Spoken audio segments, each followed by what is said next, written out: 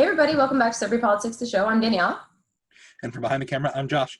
We've taken some time off this summer, but politics has not. So join us with our co-hosts, Richard, Rachel, and Jeff, while we discuss the top 10 political stories that you may have missed while you're at camp.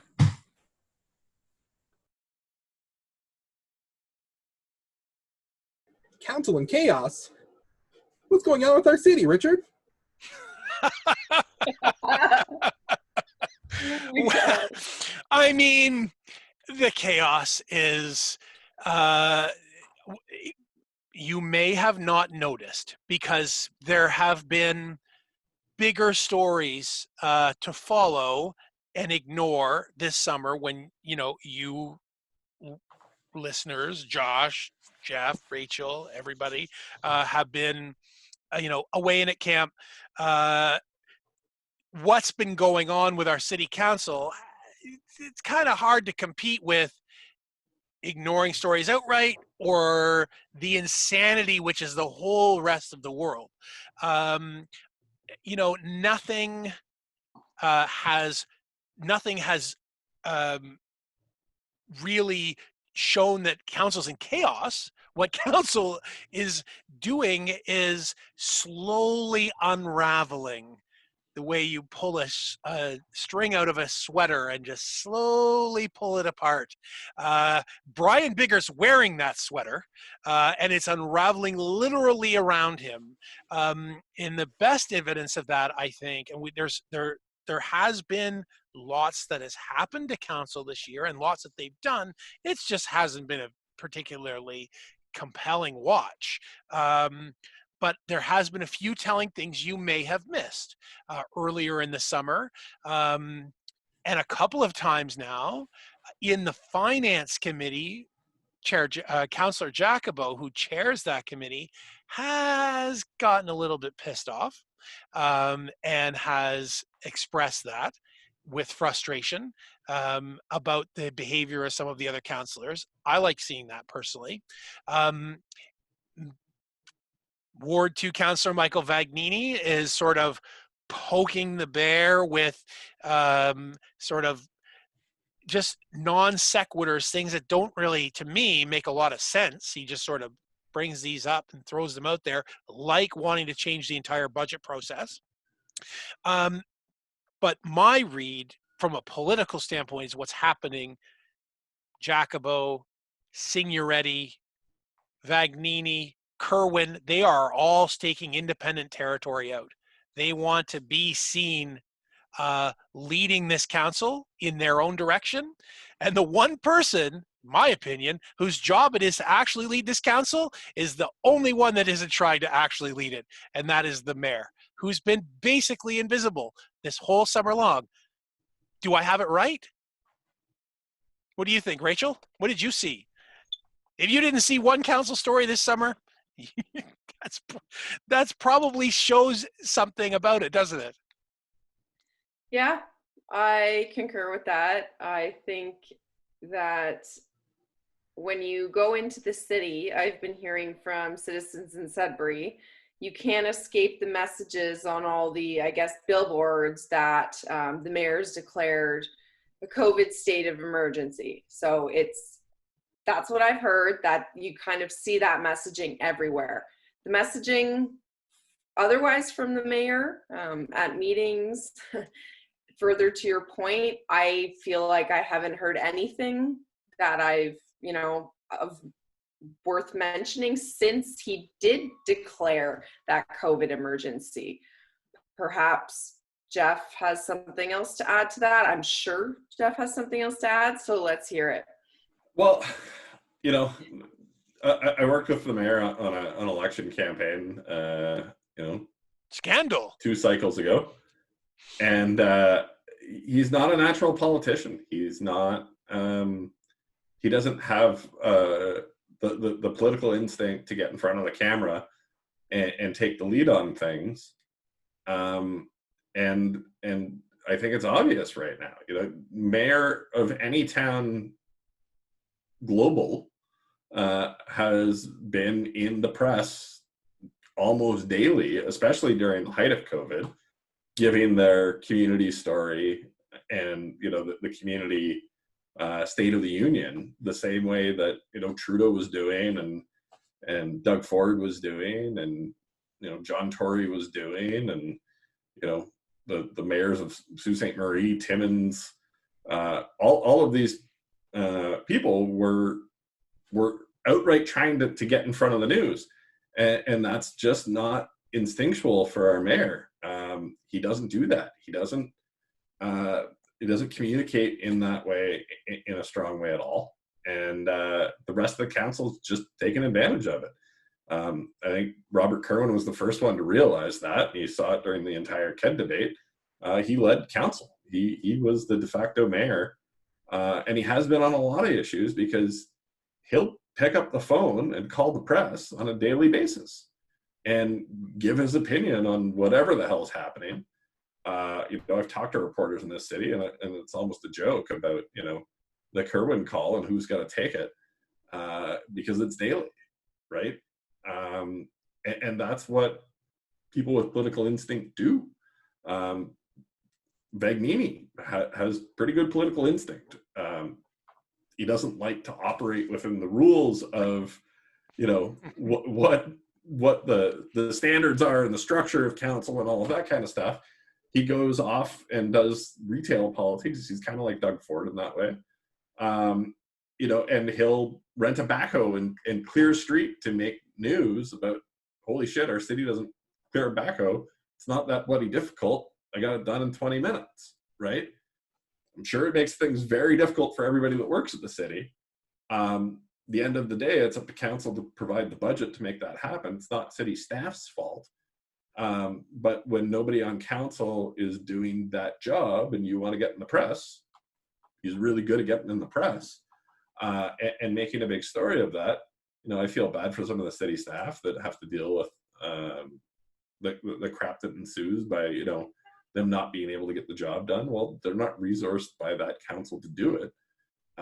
They can't do it. They're not volunteers. At the same time, you know, he's proposing budget processes that I don't agree with.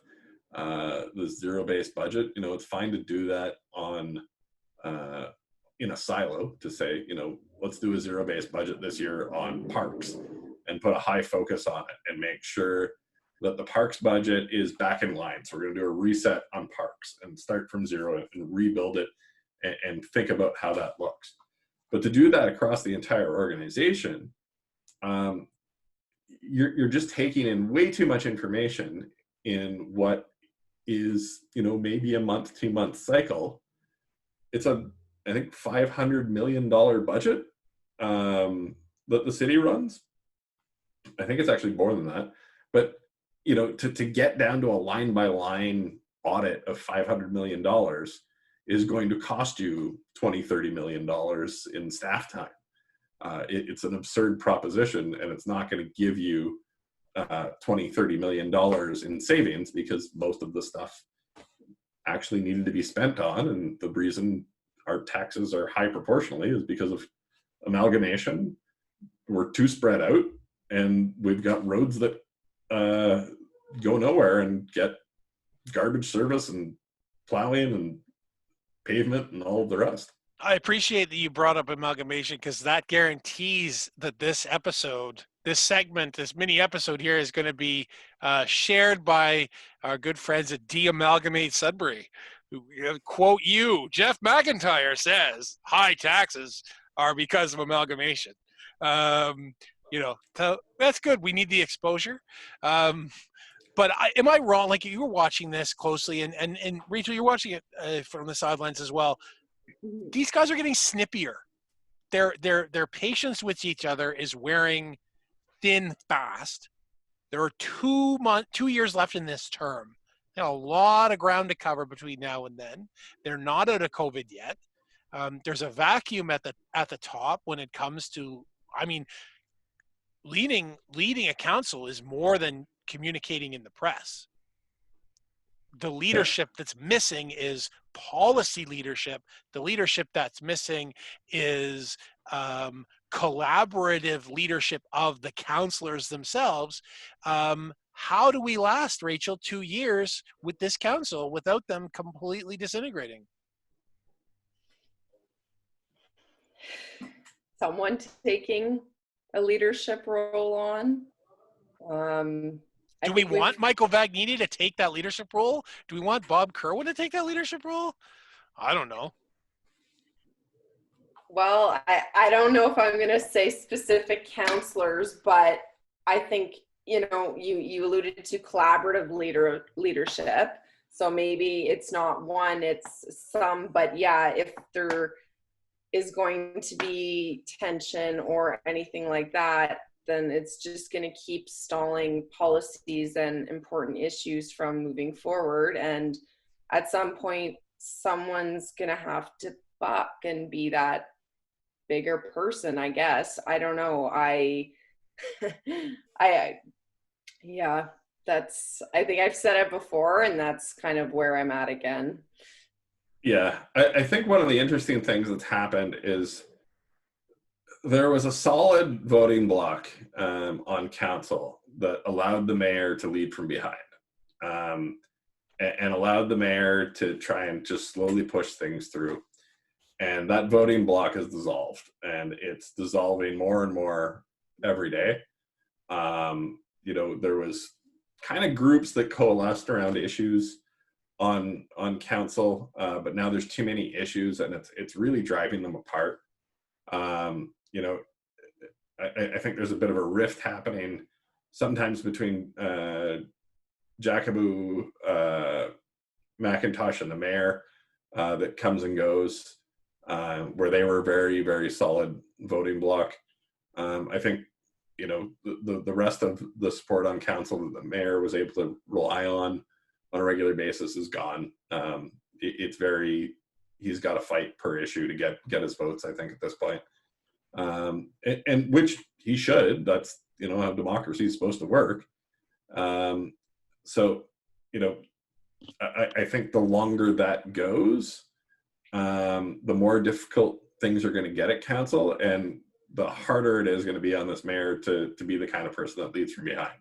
He's either got to get in front of issues and take the lead, or he's not going to have a hope in the next election without doing something like that.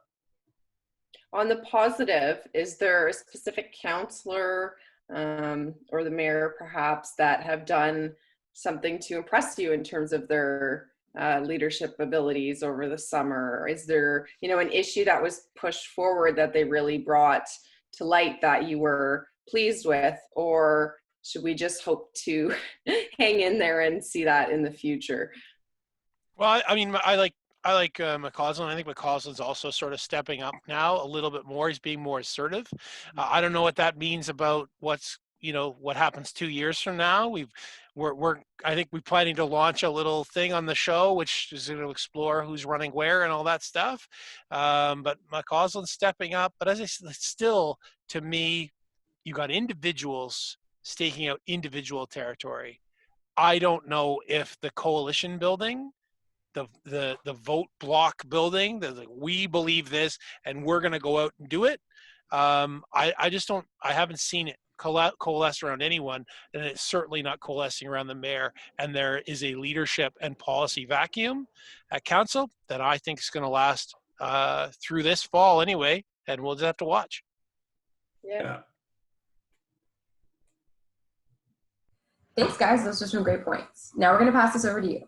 Does this matter? Is it important? Tell us why or why not in the comments below. Be sure to like and subscribe. Stay tuned for the next installment in Sudbury Politics, the show's top 10 political stories you missed this summer while at camp.